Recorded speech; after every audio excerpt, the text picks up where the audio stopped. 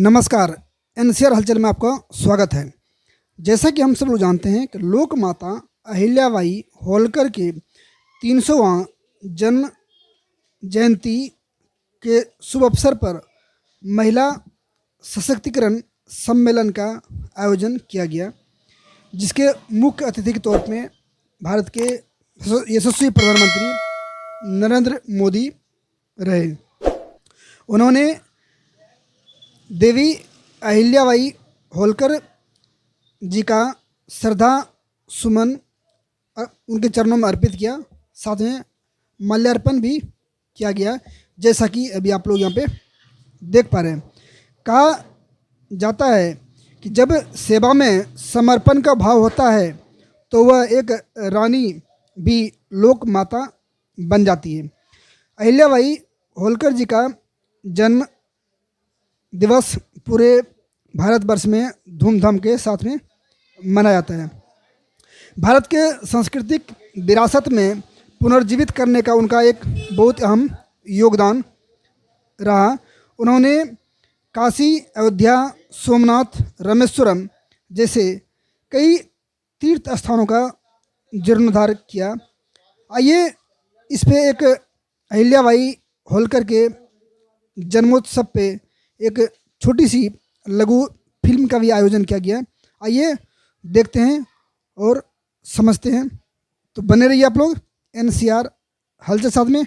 बहुत बहुत धन्यवाद।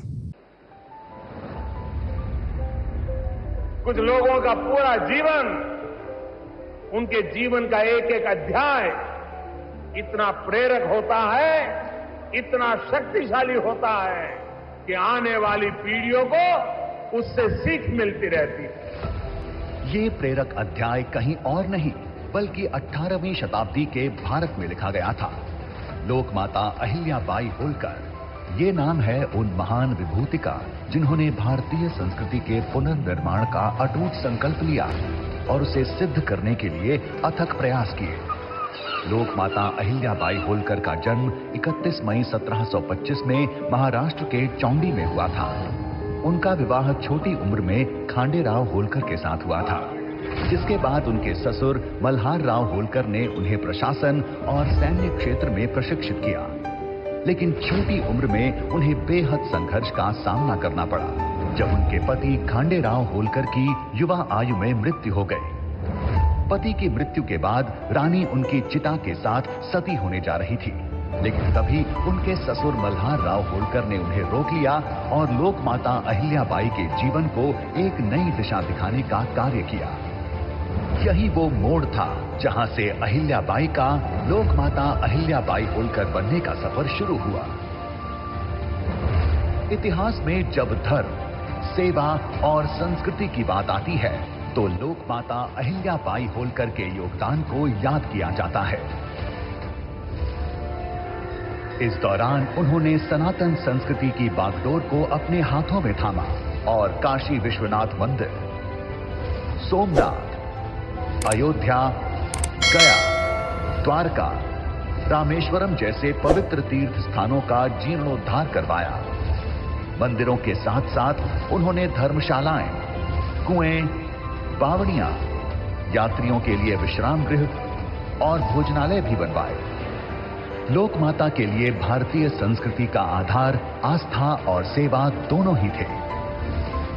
जब समाज में महिलाओं के अधिकारों को लेकर जागरूकता कम थी, ऐसे समय में उन्होंने महिलाओं की शिक्षा और आत्मनिर्भरता पर जोर दिया। प्रशासन के कार्यों में महिलाओं की भागीदारी को बढ़ावा दिया, धार्मिक कार्यों में उनके योगदान को स्वीकृति दिलाई। उन्होंने महिला सशक्तिकरण की दिशा में कई कार्य किए, साथ ही सामाजिक सुधार के कार्यों में महिलाओं को समानता दिलवाई। लोक माता की सोच बेहद दूरगामी थी। वे जानती थीं कि एक राज्य के विकास और विस्तार के लिए उद्योग की कितनी अहम भूमिका है। महेश्वर, जो उनकी राजधानी थी, वहां उन्होंने बुनकरों को प्रोत्साहित किया और उनके संरक्षण में जन्मी महेश्वरी साड़ी। कहा जाता है कि उन्होंने खुद इसके डिजाइन और रंगों का चयन किया था, जिसमें नर्मदा की तरंगों, महेश्वर के घाटों और मंदिरों की प्रेरणा झलकती है। आज भी महेश्वरी साड़ी सिर्फ एक वस्त्र नहीं बल्कि भारत की संपन्न बुनाई परंपरा की पहचान है। उनके इस अतुलनीय योगदान को स्मरणीय बनाए रखने के लिए सरकार द्वारा देवी अहिल्या सम्मान पुरस्कार एवं पुण्य श्लोक अहिल्या देवी होलकर महिला स्टार्टअप योजना जैसी कई योजनाएं और कार्यक्रम देश भर में संचालित किए जा रहे हैं।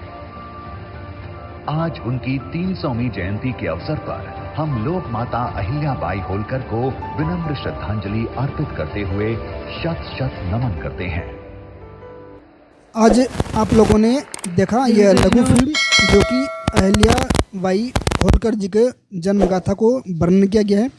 आप इस विषय पर अपना क्या विचार रखते हैं, अपना अनुभव कमेंट करें और अपना विचार भी रखें। इस तरह के तमाम खबरों के लिए बने रहिए NCR हलचल साथ में। बहुत